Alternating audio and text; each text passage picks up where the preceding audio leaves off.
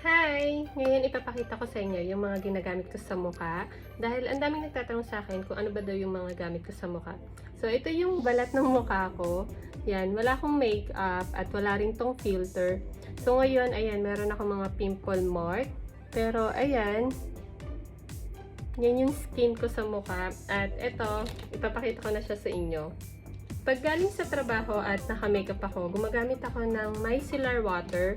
So, ngayon lang naman ako gumamit nito at pangalawa na tong gamit ko. So, ayan, ito, pinambubura ko muna siya ng makeup bago ako maghilamos. Pero minsan, hindi na ako gumagamit nito, diretso hilamos na rin ako. At ito naman yung sabon na gamit ko sa mukha, itong Kojic with Gluta. Ginagamit ko na to since 2021 kasi dun sa Kojisan, nangangati na yung mukha ko dun or yung balat ko. Yung Kojisan kasi gamit ko yun since 2013 hanggang 2021.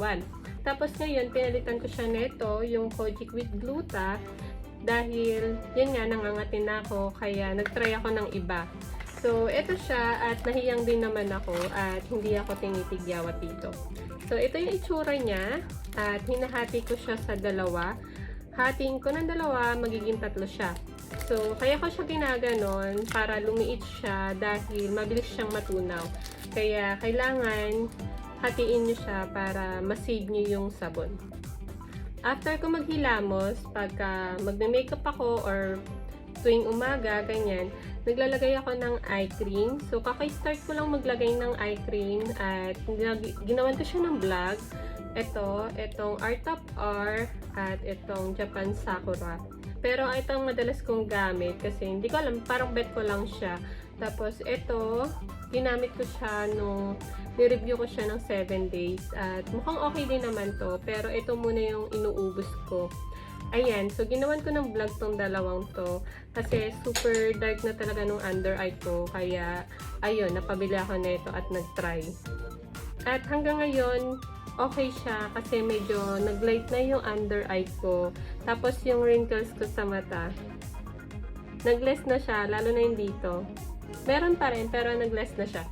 Kaya, okay din tong eye cream. At ang last na nilalagay ko sa mukha ko ay itong aloe vera gel.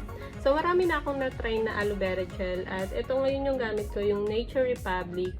So, ayan, okay din tong Nature Republic. At tulad ng sabi ko, marami na akong brand na nagamit. Pero nung buntis ako, mas gusto ko yung brand na yun, yung ginamit kong yun. So, ilalagay ko na lang siya dito kasi nakalimutan ko yung pangalan niya. Medyo mas mahal nga lang siya. Pero yun, okay din yun. At yun yung gamit ko nung buntis ako. At itong aloe vera gel, since 2019, gamit ko na yung aloe vera gel kasi yun yung time na nagda-dry na yung skin ko kaka-makeup. Everyday kasi yung makeup ko noon nung dealer ako. Tapos yung friend ko, gumagamit siya ng aloe vera gel. Kaya, ayun, trinay ko rin yung aloe vera gel.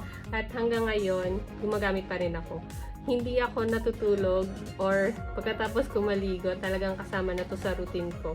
After ko maligo or bago matulog, maghihilamos ako, naglalagay ako ng aloe vera gel. So, maglalagay lang ako, ganyan-ganyan lang, kahit walang salamin. Basta malagyan ko lang yung mukha ko hanggang leeg.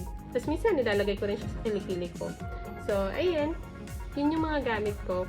At yun lang yung gamit ko sa mukha ko. Tapos minsan, nagtatry ako ng iba kung feeling ko parang nagda-dry na naman yung skin ko or trip ko lang gumamit or mag-try ng ibang product. So, yun lang yung gamit ko. At ito yung mga hindi nawawala sa akin, yung aloe vera gel, tapos yung sabon. Kaya yung mga nagtatanong dyan, ayan na, nagawan ko na siya ng vlog. So, ayan, sana mapanood nyo to. Thank you for watching!